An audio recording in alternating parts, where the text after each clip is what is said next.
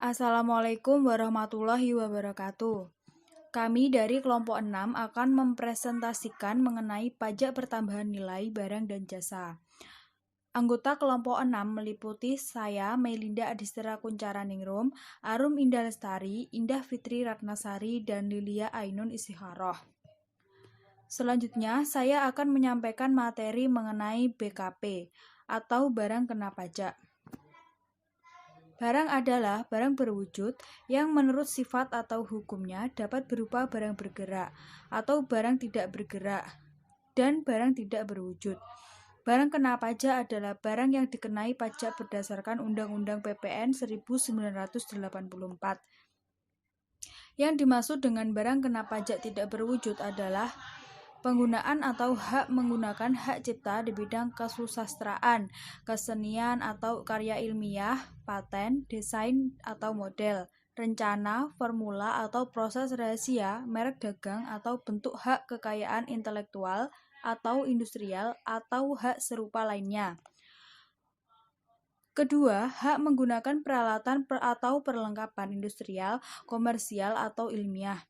Ketiga, pemberian pengetahuan atau informasi di bidang ilmiah, teknikal, industrial, atau komersial. Keempat, pemberian bantuan tambahan atau pelengkap sehubungan dengan penggunaan atau hak menggunakan hak-hak tersebut. Kelima, penggunaan atau hak menggunakan film gambar hidup atau motion picture film atau pita video untuk siaran televisi atau pita suara untuk siaran radio. Dan yang keenam, pelepasan seluruhnya atau sebagian hak yang berkenaan dengan penggunaan atau pemberian hak kekayaan intelektual atau industrial atau hak-hak lainnya sebagaimana tersebut di atas. Selanjutnya, pengecualian BKP. Yang pertama, barang hasil pertambangan atau hasil pengeboran yang diambil langsung dari sumbernya, seperti minyak mentah, gas bumi, panas bumi, asbes, batu bara, biji besi, biji timah, dan lain-lain. Yang kedua adalah barang-barang kebutuhan pokok yang sangat dibutuhkan oleh rakyat banyak, seperti beras, gabah, jagung, sagu, kedelai, garam, daging, telur, susu, buah-buahan, dan sayur-sayuran. Yang ketiga, makanan dan minuman yang disajikan di hotel, restoran, rumah makan, warung, dan sejenisnya, meliputi makanan dan minuman baik yang dikonsumsi di tempat maupun tidak. Yang keempat, uang, emas batangan, dan surat-surat berharga atau saham, obligasi, dan lainnya. Kemudian selanjutnya JKP atau jasa kena pajak. Jasa adalah setiap pelayanan yang berdasarkan suatu perikatan atau perbuatan hukum yang menyebabkan suatu barang atau fasilitas, kemudahan, atau hak tersedia untuk dipakai, termasuk jasa yang dilakukan untuk menghasilkan barang karena pesanan atau permintaan dengan bahan dan atas petunjuk dari pemesan. Jasa kena pajak adalah jasa yang dikenai pajak berdasarkan Undang-Undang PPN 1984. Kemudian terdapat pengecualian jasa kena pajak. Yang pertama, jasa pelayanan kesehatan medis, jasa di bidang pelayanan sosial, jasa di bidang pengiriman surat dengan perangko, jasa keuangan, jasa asuransi, jasa di bidang keagamaan, jasa pendidikan, jasa kesenian dan hiburan, jasa penyiaran yang tidak bersifat iklan, jasa angkutan umum di darat, laut maupun udara, jasa tenaga kerja, jasa perhotelan, jasa yang disediakan oleh pemerintah, jasa penyediaan tempat parkir, jasa telepon umum, jasa pengiriman uang dengan wesel pos, dan jasa boga atau catering. PKP pengusaha kena pajak adalah pengusaha yang melakukan penyerahan barang kena pajak atau penyerahan jasa kena pajak yang dikenai pajak berdasarkan Undang-Undang PPN tahun 1984. Pengecualian kewajiban PKP. Yang pertama, pengusaha kecil. Yang kedua, pengusaha yang semata-mata menyerahkan barang atau jasa yang tidak dikenakan PPN. Kewajiban pengusaha kena pajak. Yang pertama, melaporkan usahanya untuk dikukuhkan menjadi pengusaha kena pajak. Yang kedua, memungut PPN yang terutang. Yang ketiga, menyetorkan PPN yang masih harus dibayar dalam hal pajak keluaran lebih besar daripada pajak masukan yang dapat dikreditkan. Yang terakhir, melaporkan perhitungan pajak. Mekanisme pemungutan PPN. Yang pertama, pada saat membeli atau memperoleh BKP atau JKP akan dipungut PPN oleh PKP penjual. Bagi pembeli, PPN yang dipungut oleh PKP penjual tersebut merupakan pembayaran pajak di muka atau disebut dengan pajak masukan. Berikutnya, pada saat menjual atau menyerahkan bukti BKP atau JKP pada pihak lain, wajib memungut PPN. Bagi penjual, PPN tersebut merupakan pajak keluaran. Sebagai bukti telah memungut PPN, PKP penjual wajib membuat faktur pajak. Berikutnya, apabila dalam suatu masa pajak atau jangka waktu yang lamanya sama dengan 1 bulan takwim, jumlah pajak keluaran lebih besar daripada jumlah pajak masukan. Selisihnya harus disetorkan ke kas negara. Yang keempat, apabila dalam suatu masa pajak jumlah pajak keluaran lebih kecil daripada jumlah pajak masukan, selisihnya dapat direstitusi atau dikompensasikan ke masa pajak berikutnya. Yang terakhir, perhitungan PPN dilakukan setiap masa pajak dengan menggunakan surat pemberitahuan masa pajak pertambahan nilai atau SPT masa PPN. Contoh untuk menghitung PPN. Sepanjang bulan Maret 2018, PT ABC mempunyai transaksi sebagai berikut. 1. Membeli bahan baku seharga 100 juta dan dipungut PPN sebesar 10 juta. 2. Membeli bahan penolong seharga 40 juta dan dipungut PPN sebesar 4 juta. Yang ketiga, menjual produknya seharga 200 juta dan memungut PPN sebesar 20 juta. Perhitungan PPN-nya adalah jumlah pajak keluaran sebesar 20 juta dikurangi dengan jumlah pajak masukan sebesar 14 juta.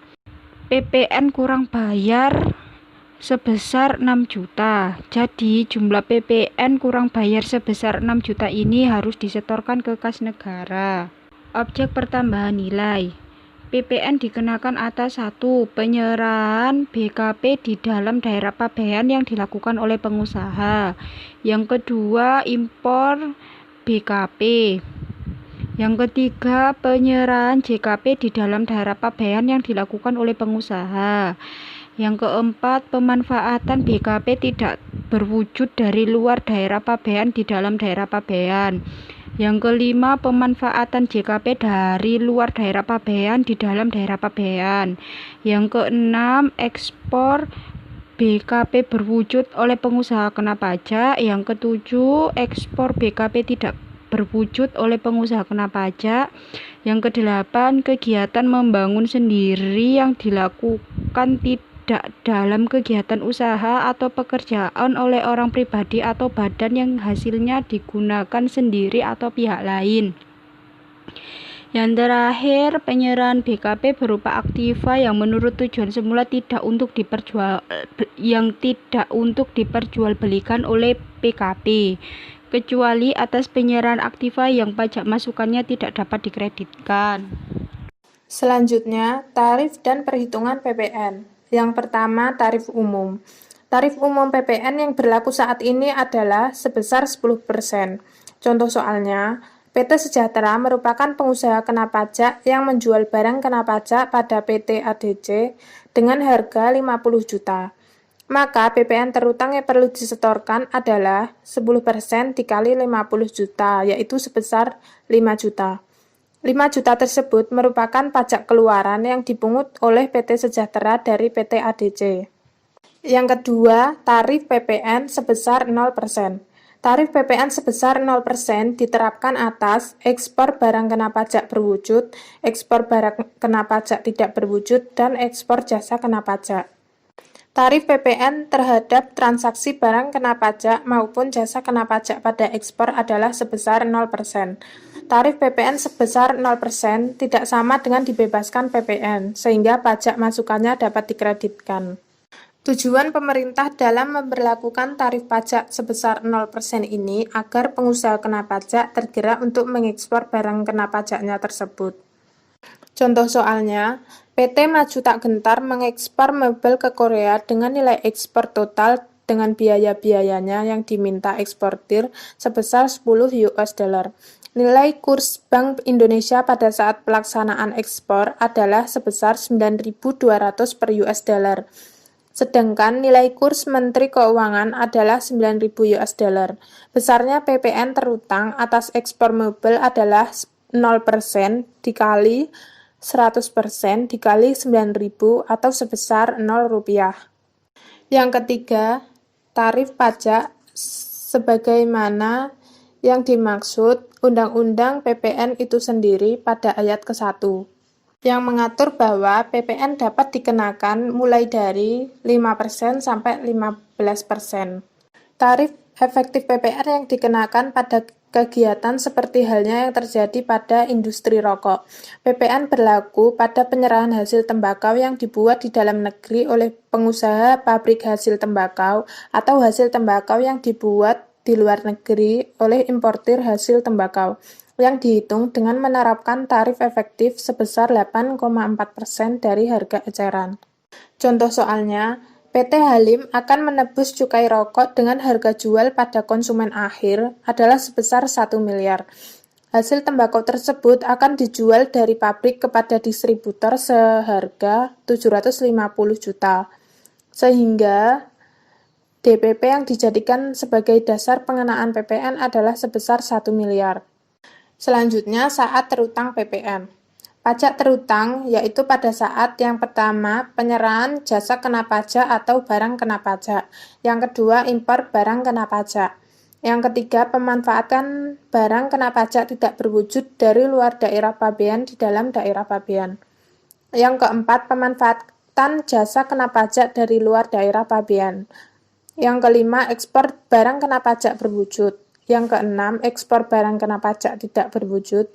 Yang ketujuh, ekspor jasa kena pajak. Dan yang ke-8, pembayaran.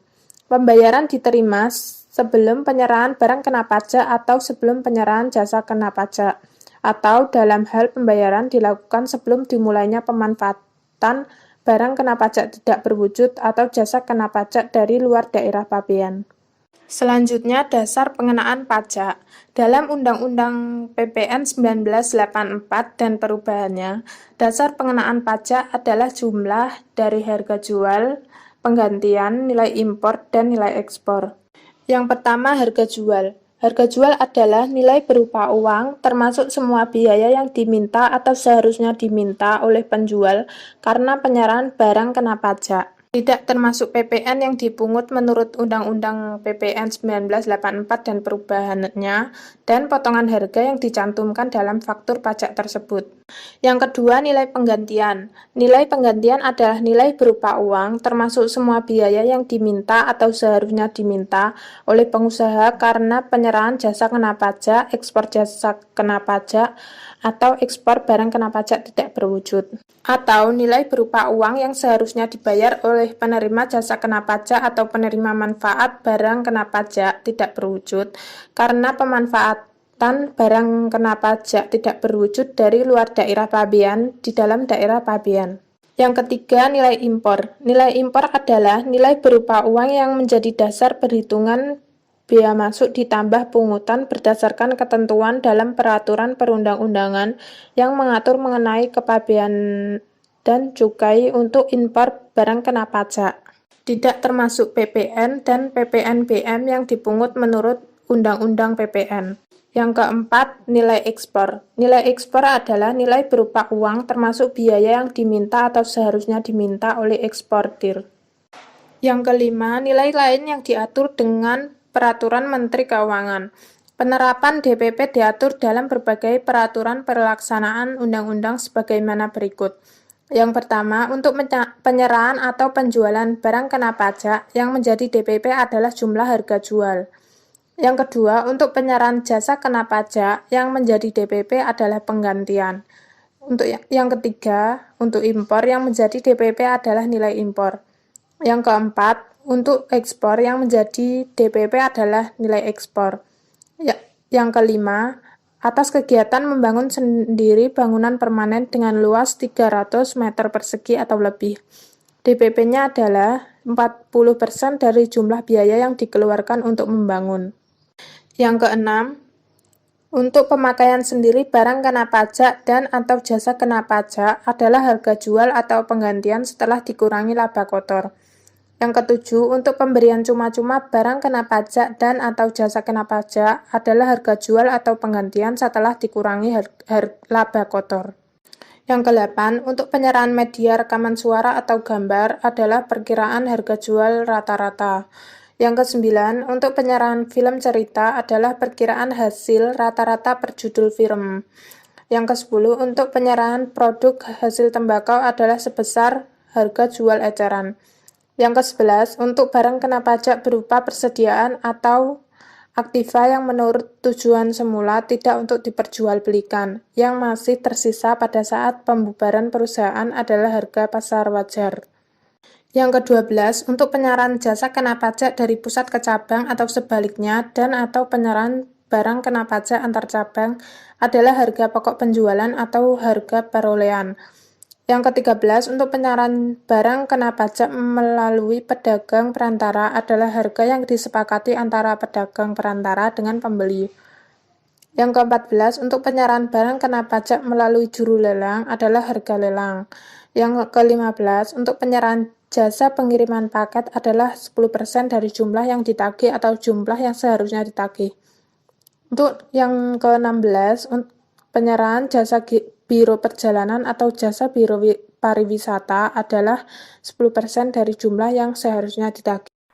Selanjutnya, saya Indah Fitri akan menjelaskan tentang cara menghitung PPN. Jadi, cara untuk menghitung PPN adalah PPN sama dengan dasar pengenaan pajak dikali tarif pajak.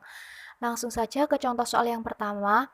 Pengusaha kena pajak A menjual tunai BKP atau barang kena pajak kepada pengusaha kena pajak B dengan harga jual sebesar 25 juta. PPN yang terutang sama dengan 10% yang merupakan tarif umum PPN dikali 25 juta sama dengan 2.500.000. PPN sebesar 2.500.000 tersebut merupakan pajak keluaran yang dipungut oleh pengusaha kena pajak A, sedangkan bagi pengusaha kena pajak B, PPN tersebut merupakan pajak masukan. Contoh soal yang kedua, PT Gragas merupakan PKP atau pengusaha kena pajak yang menjual elektronik di Palembang. Selama bulan Agustus 2016, PT Gragas melakukan berbagai transaksi sebagai berikut. Transaksi yang pertama, penjualan secara langsung kepada konsumen sebesar 1.600.000.000. Transaksi yang kedua, penyerahan BKP atau barang kena pajak, yakni barang elektronik kepada pemerintah Kota Palembang sebesar 660 juta dan harga tersebut sudah termasuk PPN.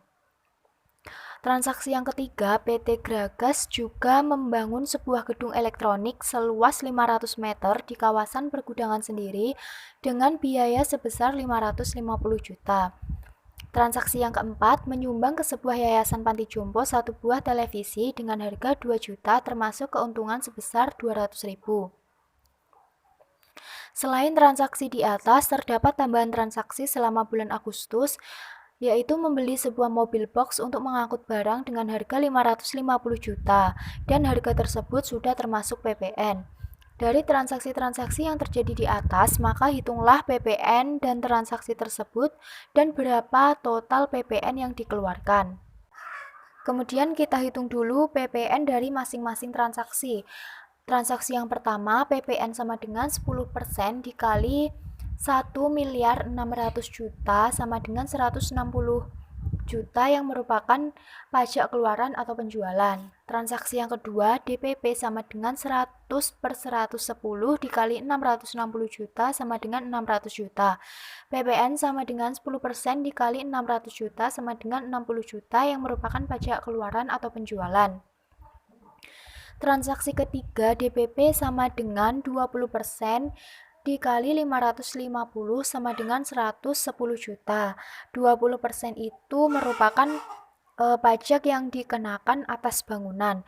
Kemudian untuk PPN-nya sama dengan 10% dikali 110 juta sama dengan 100 juta yang merupakan pajak keluaran. Untuk transaksi yang keempat, di PP sama dengan 2 juta dikurangi 200.000 sama dengan 1.800.000 yang merupakan pajak keluaran. Untuk transaksi tambahannya di PP sama dengan 100/110 dikali 550 juta sama dengan 500 juta. Dan PPN sama dengan 10% dikali 500 juta sama dengan 50 juta yang merupakan pajak masukan. Kemudian total PPN yang harus disetorkan untuk PPN keluarannya transaksi pertama sebesar 160 juta ditambah transaksi kedua sebesar 60 juta ditambah transaksi ketiga sebesar 100 juta ditambah transaksi keempat sebesar 1.800.000 sama dengan 321.800.000 rupiah.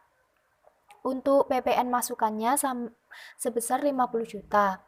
Kemudian untuk cara menghitung PPN yang harus disetorkan yaitu pajak keluaran dikurangi pajak masukan.